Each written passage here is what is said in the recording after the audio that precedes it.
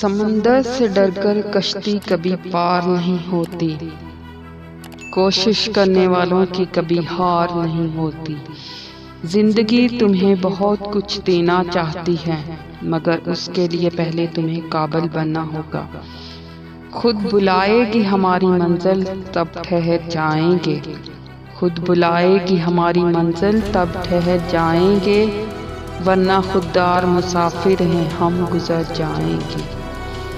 कोशिश तब तक करो जब तक तुम जीत ना जाओ। बड़े सपनों को देखने वाले लोग अपने सपनों की उड़ान खुद ही भरते हैं। मंजिलें चाहे कितनी ही ऊंची क्यों ना हो, रास्ते हमेशा पैरों के नीचे ही होते हैं। जिनमें तन्हा चलने के हौसले होते हैं, एक दिन उन्हीं के पीछे काफिले होते हैं। ऊपर उठने में वक्त तो लगता है, फिर चाहे सूरज ही क्यों ना हो, धीरे धीरे उगता है।